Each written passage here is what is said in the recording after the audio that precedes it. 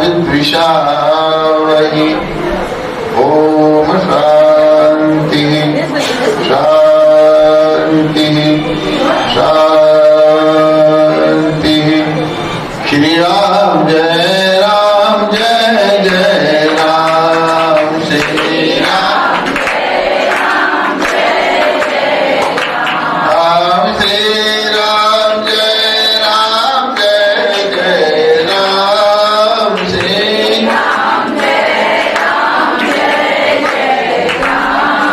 श्री राम जय राम जय जय राम। श्री राम जय राम जय जय राम। श्री राम बोलिए श्री सद्गुरुदेव महाराज की, सच्चिदानंद भगवान की, बोलो भाई सब संतन की।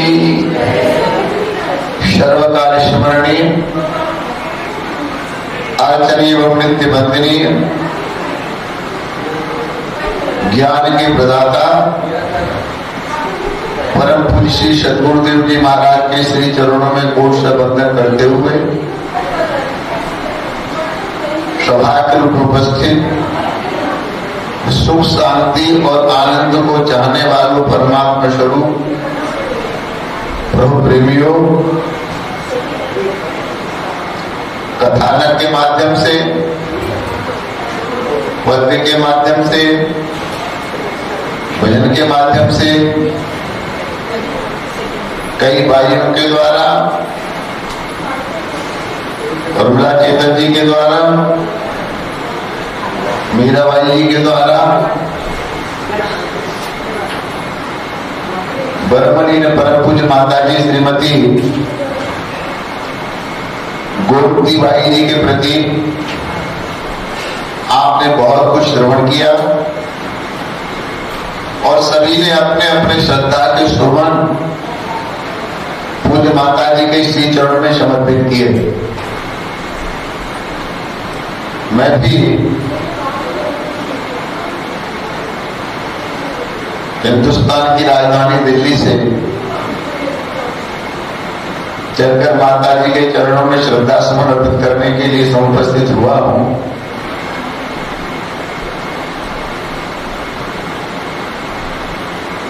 शरीर स्वस्थ नहीं था, आना कल था, तो मैंने मीरा से कहा नहीं आ पाऊंगा। मीरा जी ने कहा माता जी का नाम लो और बैठ जाओ, बुखार उतर जाएगा। सही बात है। और मैं जैसे ही बैठने लगा मैं नापा, बुखार मेरा उतर गया, फिर नहीं आया। माता जी के बहुत सारे से चमत्कार श्रद्धावान भक्तों के जीवन में होते रहे हैं। एक बहुत लंबा समय हो गया। आज से लगभग 45 वर्ष पहले की घटना है। श्री भगवान भवन की गद्दी पर कौन बैठे, ये तलाश शुरू हुई। दिल्ली में 4 बहनें थीं, पूज्य नारायण जी, श्रीमती जी, राम भगवान जी, विद्या प्रकाश, और उनकी शिष्या भी साथ रही होगी, मैं नहीं जानता क्योंकि मैं किसी को पहचानता नहीं था। उन दिनों में हरियाणा में पढ़ा करता था, तो बड़े बड़े साधु सन्यासियों का बुलावा आया इंटरव्यू देने के लिए, और इंटरव्यू देने वालों में मेरा भी नाम था। और 2-2, 3-3 मिनट, 5-5 मिनट गद्दी पर बोलना था। बड़े बड़े विद्वान बोले, मैं भी बोला। पता नहीं क्या देखा श्रीमती जी ने, नारायण जी ने, इन 4 बहनों ने, और गद्दी पर बैठे हुए परम पूज्य स्वामी श्री आनंद जी महाराज से कहा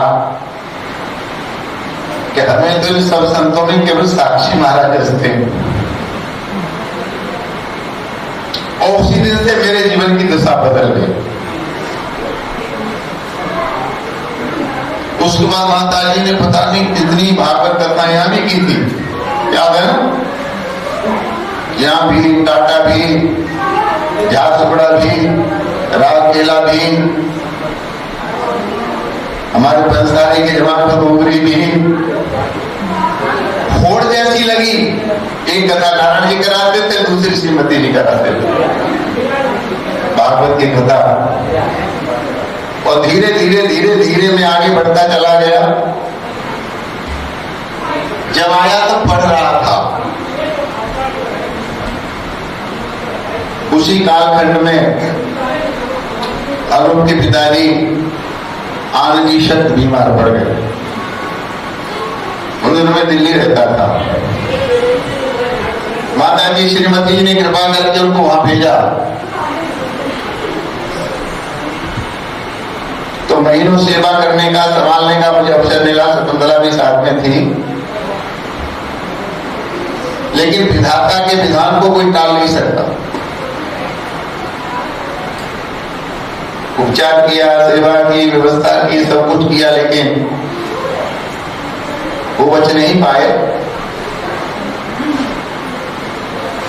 तो 45 साल से भी लंबा समय, अभी 2-3 साल पहले पूज्य नारायण जी दिल्ली गए थे,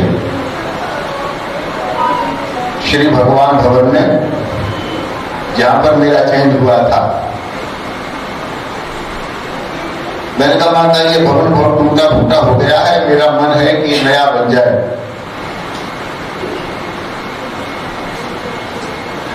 तो माता जी ने कहा 5 लाख रुपया मेरी तरफ से शुरू कर दो। आपने 5 लाख रुपया कह तो दिया, पर मैं डर रहा था 5 लाख रुपया, जहां 5-6 करोड़ लगने वाले हो, 5 लाख रुपए से क्या होगा। हिम्मत नहीं हुई। पर मुझे लगा कि जिनकी कृपा से हरिद्वार का भवन बन के खड़ा हो गया, आप में से शायद किसी को पता हो, 2-2 महीना श्रीमती जी हरिद्वार आ करती थी। कुंभ में पूरे कुंभ आ करती थी। एक बार मैं जगतगुरु आश्रम में रुकी थी, एक बार कुंभ के समय जगतगुरु आश्रम कनखल, लगभग कनखल ही रुका करते थे, ज्ञान भाई को मालूम होगा। तो एक बगीचे में टेंट में रुके थे श्रीमती जी।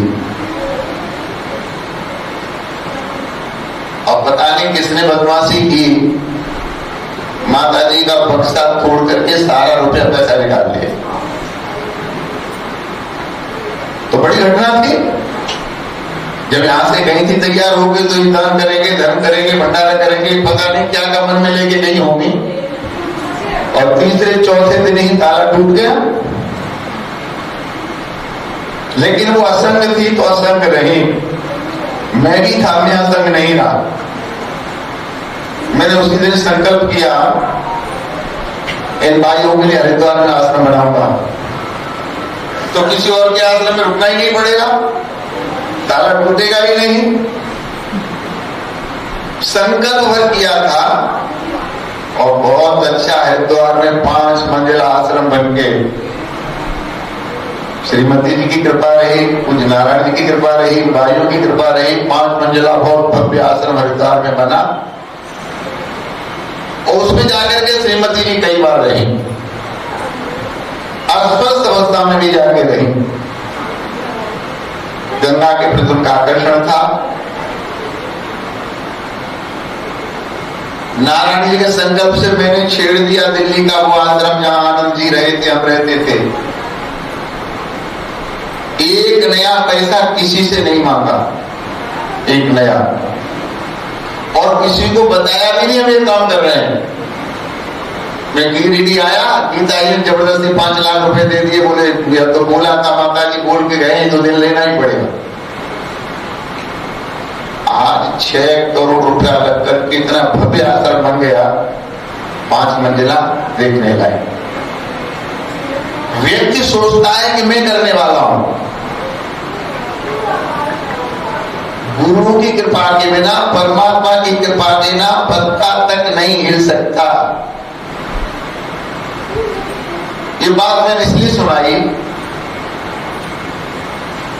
जिन पूज्य माता जी कृपा से बहुत लोग के बिगड़े काम बने, दुख दूर हुए, अज्ञान मिटा, ज्ञान की नौका पर बिठाया। हृदय के अंदर आनंद की धारा प्रवाहित की। याद रखना, ज्ञान कभी मना नहीं करता, और गुरु ज्ञान का स्वरूप होता है। ज्ञान नहीं मरता तो गुरु कैसे मर जाएगा? ये शरीर कभी भी अमर हो नहीं सकता और आत्मा कभी भी, जी ऊंचा सुनता हूं, जोर से बोलो। ठीक बोला आपने। शरीर कभी भी अमर हो नहीं सकता और आत्मा कभी भी, यही तो समझाती थी माता जी, बोलो ना। ब्रह्म विद्या के परिचय देकर, ब्रह्म विद्या पढ़ा करके, ज्ञान देके, यही तो, मैं नहीं, शरीर मेरा नहीं, यही तो समझाती थी। इस देह को मैं मानना सबसे बड़ा ये पाप है। सब पाप इसके पुत्र हैं, सब पाप का ये पाप है। तो शरीर तो राम का नहीं रहा, क्या? 16 कला से अवतार धारण करके आए भगवान कृष्ण का शरीर नहीं रहा, भगवान विष्णु का शरीर नहीं रहा किसी का। जो चिरंजीवी हैं, प्रहलाद, परशुराम, हनुमान, उनका शरीर नहीं रहा, क्या? तो शरीर कभी भी अमर हो नहीं सकता और आत्मा कभी भी मर नहीं सकता। तो हम कैसे मान लें कि पूज्य माता जी की मृत्यु हो गई? उनके द्वारा दिया हुआ ज्ञान कुछ नहीं कर सकते। आगे बैठो, आंख बंद कर लो और ध्यान धरो उनके प्रवचन का, उनके ज्ञान का, उनके लाड़ का, उनके दुलार का, उनके प्यार का। सजीव जैसा दिखाई देगा ना, क्या नहीं दिखाई देगा? और जो ज्ञानी होते हैं उसके बारे में वेद में लिखा है, तस्य प्राणाम अत्रैव प्रलीयन्ते। मौत अज्ञानी की होती है, ज्ञानी की मौत। तस्य प्राणाम अत्रैव प्रलीयन्ते। देखो ये हाल बना हुआ है मठ, और मठ के अंदर जो है उसको कहते हैं मठाकाश। क्या कहते हैं? इसके अंदर 2-4 घड़े भी लाके रख दो, उसके अंदर भी आकाश होगा, उसका नाम होगा घटाकाश। ये मठाकाश और वो घटाकाश। तो घट तो टूट सकता है, क्या घट का जो आकाश है वो भी टूटेगा? तस्य प्राणा अत्रैव प्रलीयन्ते। वो जो घट का आकाश था वो महाकाश में, घटाकाश में विलीन हो गया कि मर गया? बोलो ना, विलीन हो गया ना। तो घट बनता है, घट बिगड़ता है, उसके अंदर जो आकाश है न बनता और न मठ बनता है, मठ बिगड़ता है। इसका निर्माण हुआ है, बिगड़ेगा, लेकिन इसके अंदर जो मठाकाश है वो, बोलो ना, इतनी दूर से आया हूं। अब मैं इस मठ घट की बात नहीं करता, मैं इस घट की बात करता हूं कि घट बैठे जो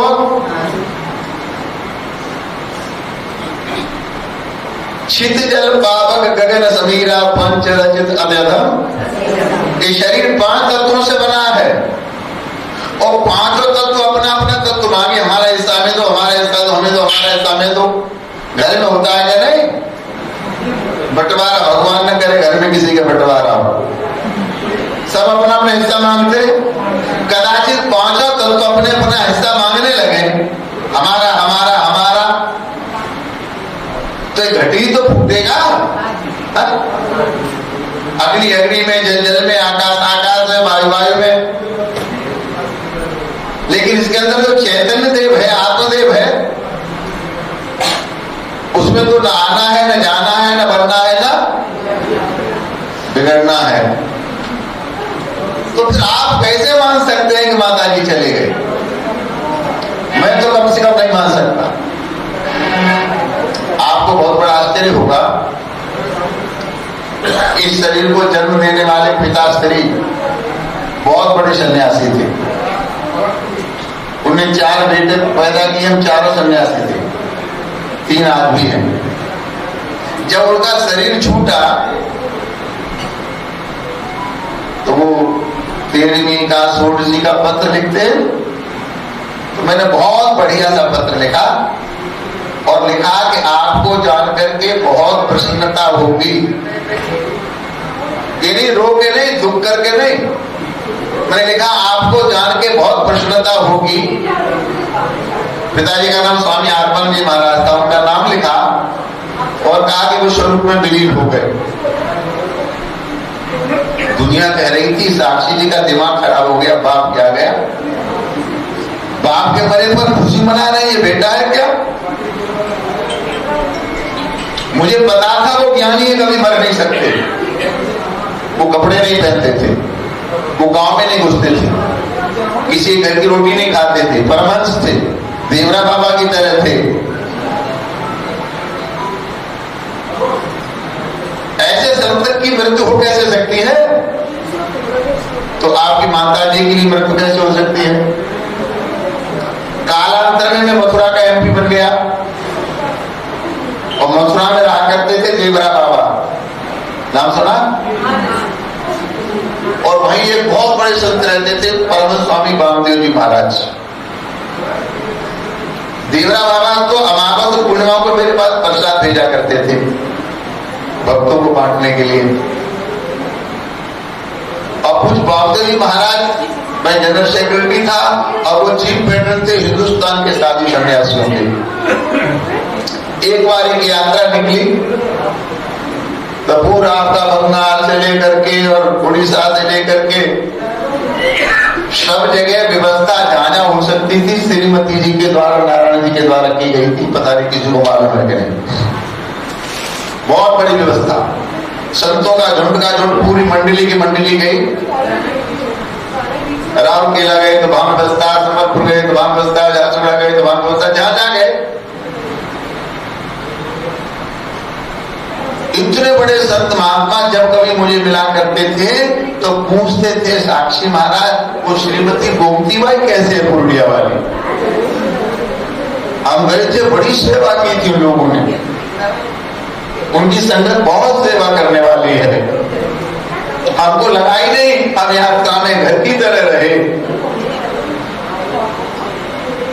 और जब कभी भी मिलते थे तभी यही प्रश्न करते थे। राम भगवान का सूरदास आश्रम बाबरी महाराज के पड़ोस में था बिल्कुल। वो गन्नाथ आश्रम में रहते थे तो मिलना जुलना रहता था।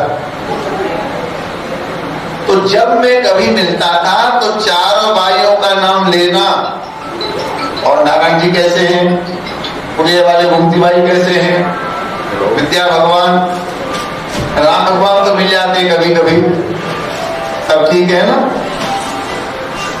तो जिन साधु महात्माओं को संसार से, माया से, दुनिया से, दारी से कुछ नहीं लेना देना, जो ज्ञान में ही निरत रहते हैं, ऐसे महात्माओं की पवित्र जिह्वा पर पूज्य माता जी का नाम और गुणगान, ये सौभाग्य किसी साधारण से व्यक्ति को नहीं मिल सकता। और आज हम न समझें के महत्व को, तो ये हमारे विवेक पर निर्भर करता। ये सब कथानक मैं आपको इसलिए सुना रहा हूं, ये सच्ची घटना है कि आपकी पूज्य माता जी के प्रति जो श्रद्धा है वो और बढ़े, उनके बाग बगीचे को और आप इसमें फूल लगाने का काम करें। वो जो कहती थी मैं मानता था और मैं जो कहता था वो मानती थी। एक बात बीच में अधूरी रह गई केवल, अब मुझे पता नहीं वो पूरी होगी कि नहीं होगी, पर एक बात थी, जैसे मैंने श्रीमती नारायण जी के सारे आश्रमों को इकट्ठा करके ट्रस्ट बना दिया, श्रीमती भगवती देवी सत्संग भवन करके ट्रस्ट बना दिया, और उनके जितने भी आश्रम है वो सब उस ट्रस्ट में समाहित, सबकी रजिस्ट्रियां गिरिडीह लाके रख दी, सबकी व्यवस्था एक कर दी। श्रीमती जी से भी मेरी कई बार बात होती थी, शरीर विनाशी है, आत्मा विनाशी है, आपका लगाया हुआ बगीचा सदा रहे तो चाहे राउरकेला है, चाहे झारसुगुड़ा है, चाहे टाटा है, और चाकुलिया पता नहीं कहाँ का, कई जगह में रघुनाथपुर है, पुरुलिया है, तो मैं सबको इकट्ठा करके ट्रस्ट बना देंगे। कहाँ जाए, चिंता क्यों करते हो? बिल्कुल आपसे ही बनवाएंगे, बढ़िया बनाएंगे। लेकिन विधान की नियत गड़बड़, अस्वस्थ हो गए तो फिर वो उठ नहीं पाए। और फिर मैं यहीं आके मैंने उनके मृत शरीर का दर्शन किया, वाक्य आया, मैं देख भी नहीं पाया। और ऐसा ही नारायण जी के संबंध में हुआ। हमारा कुंभ चल रहा था, हमने 2 स्नान कर लिए, 3 स्नान कर लिए, चौथा स्नान होने वाला था, कुंभ का माता जी शरीर छोड़ दिया। तो हम कुंभ छोड़ के भागे तुरंत वहां से। जैसे यहां भाग के आए, ऐसे गिरिडीह भाग करके गए।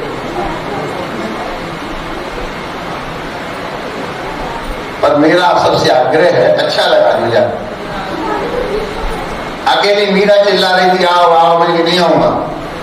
मैं कोई तो नहीं कह रहा, क्या करूँ आगे? एक तो कहने वाला नहीं है, इनके जय गुरुदेव में मैंने डाला, लक्ष्मी भी नहीं कहा महाराज जी आप आना, मैं आऊंगी।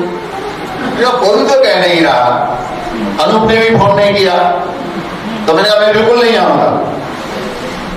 तब मीरा ने बहुत जिद पकड़ ली, तो मैं चल इस बार आ जाता हूं, तो बहुत जिद कर रही है, लेकिन आके अच्छा लगा।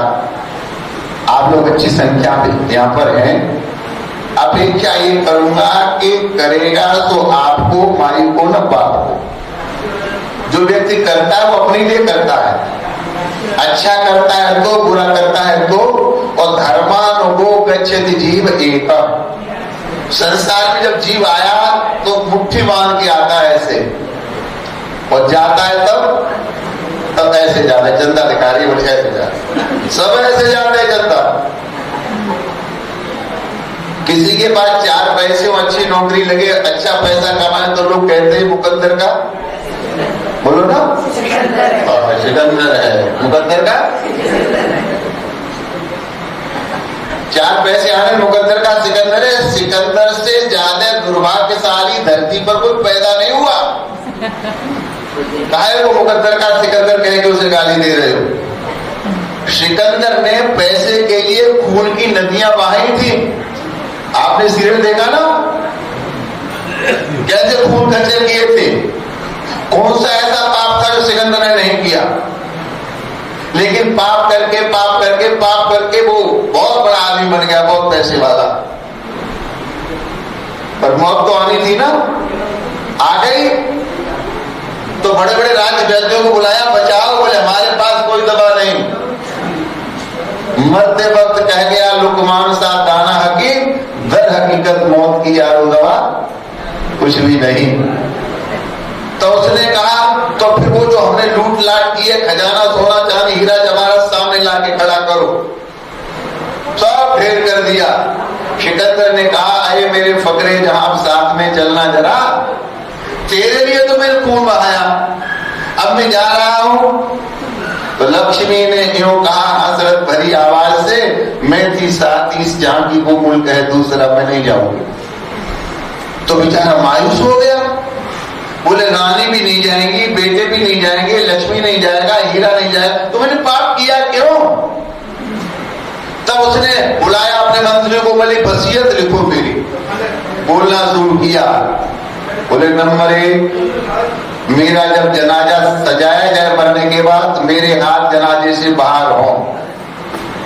नंबर 2, मेरा जनाजा हर गली, हर पूछे में जाना चाहिए।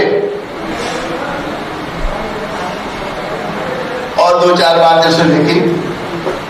मरने के बाद ऐसा ही हुआ, जनाजा सजा, हाथ बाहर, गला पूछा, सब जगह उसको गली पूछे में घुमाया गया। तब किसी विद्वान ने कहा इकट्ठे घर जहां के जर, सभी मुल्कों के माली थे।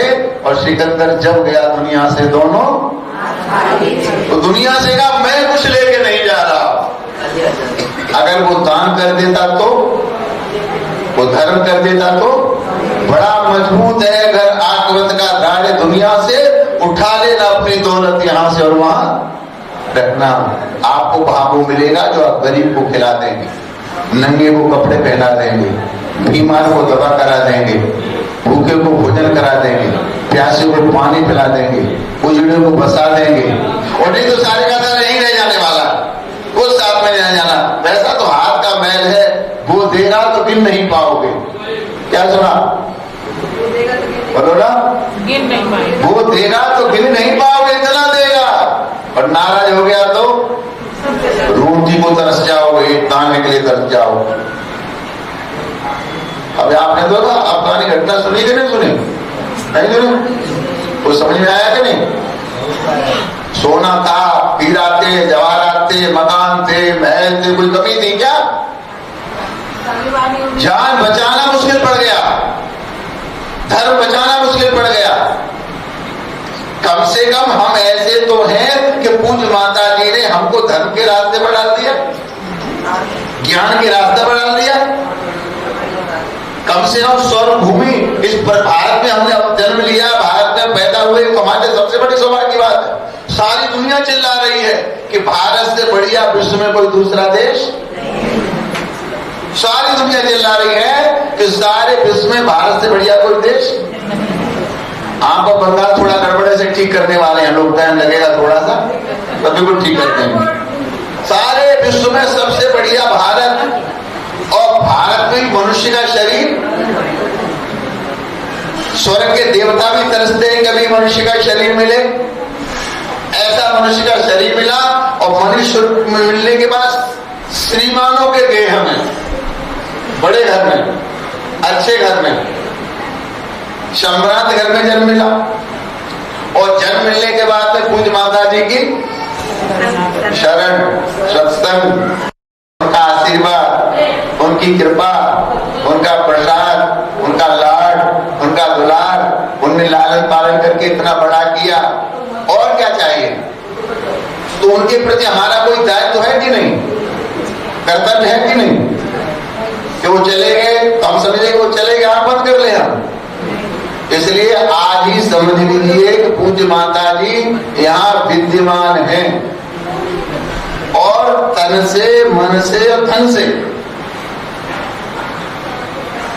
ये मत सोचना कौन देखने वाला है, तब तो माता जी देखती थी, अब कौन देखेगा? तब कम देखती थी, अब ज्यादा देख रही है। तब तो कम दिखाई देता था, पर आज ज्यादा देख रही है। इसलिए तन मन धन से पूज्य माता जी के बताए हुए रास्ते को, बताए हुए ज्ञान का प्रचार करना, प्रसार करना, उसे आगे बढ़ाना।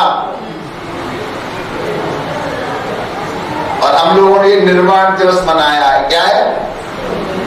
संत महात्माओं का, विद्वानों का निर्वाण दिवस मनाया जाता है। क्या मनाया जाता है?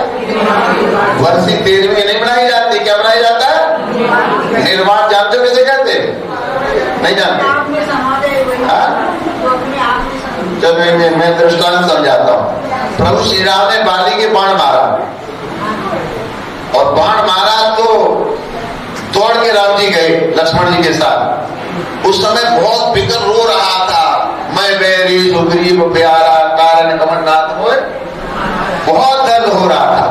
आपने रामायण सीरियल देखा होगा, तो जो करा रहा था, रो रहा था, कह रहा था मुझे क्यों मारा, तो राम ने लक्ष्मण से कुछ कहा। बताओ क्या कहा? दिमाग से नहीं देखा, दिल से नहीं देखा रामायण सीरियल। तब राम ने लक्ष्मण से कहा, लक्ष्मण निकाल दो इसके सीने से। क्या? अब समझ आया ना? फिर देख ले दोबारा। तो राम जी ने लक्ष्मण से कहा, लक्ष्मण निकाल दो इसके सीने में से बाण। तो बाण जैसे ही निकाला तो उसका दुख दूर हो गया। तब कहा, मैं बैरी सुग्रीव प्यारा कारण कमलनाथ हो। तो दर्द क्यों हो रहा था? बाण। और बाण क्या है? मैं धनवान हूं, ये बाण है। क्या है?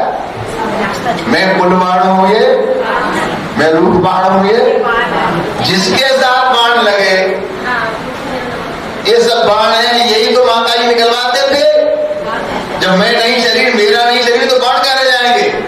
इसलिए महापुरुषों के, गुरुओं के निर्वाण दिवस मनाए जाते हैं। पूज्य माता जी के श्री चरणों में श्रद्धा सुमन करते हुए रांची से हमारी रेखा जी चल करके आ गई हैं। पता नहीं रास्ते में गड्ढे बड्ढे ज्यादा मिले होंगे, टाइम लगा आने में।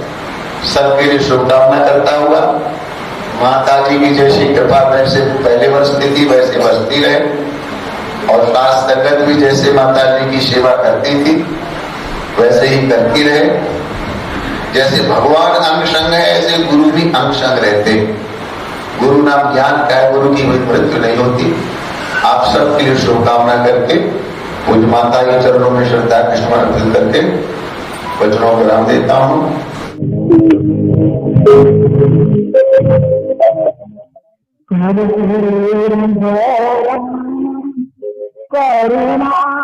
करुणावतारं संसारसारं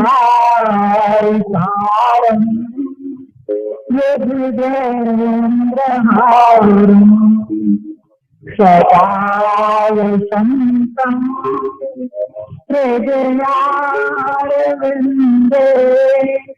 भवं भवानि सहितं नमामि।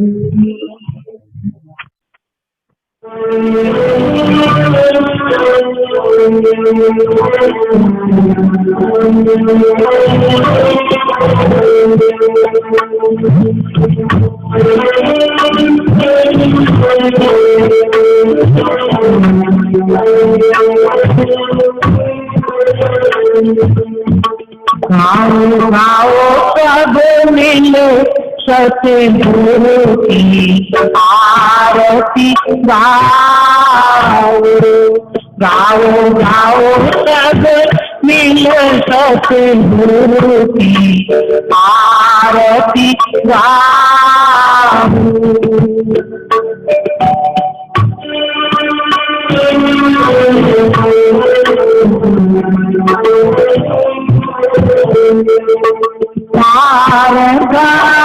प्रभु अंतर्यामी सतपथ के है अनुगामी। शरणागति को करे निष्कामी। चरणों में शीश झुकाओ सतगुरु की आरती गाओ। गाओ गाओ सब मिले सतगुरु की आरती गाओ।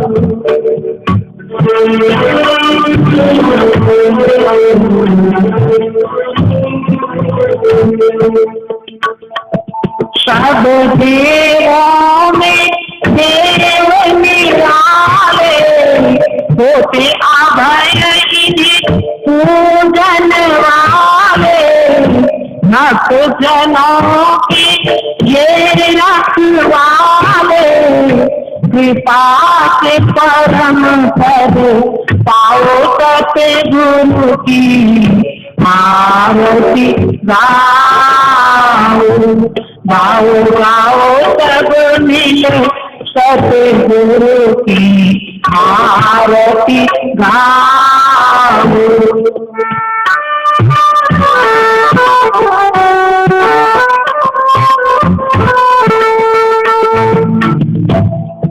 अनुपम अचल अमल अविनाशी नित्य निरंजन सहज प्रकाशी।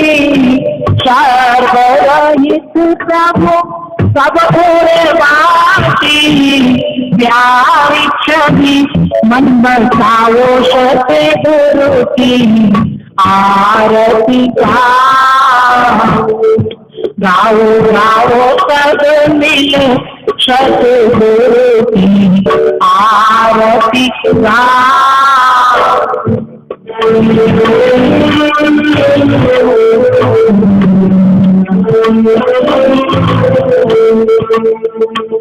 ग्रंथि खोले जड़ चेतन की उधारे प्रभु निज जन मन की। मिले धूल सब चरण की पावन रज नयन लगाओ सतगुरु की आरती गाओ गाओ गाओ सब मिल सतगुरु की आरती गाओ गाओ गाओ सब मिल सतगुरु की आरती गाओ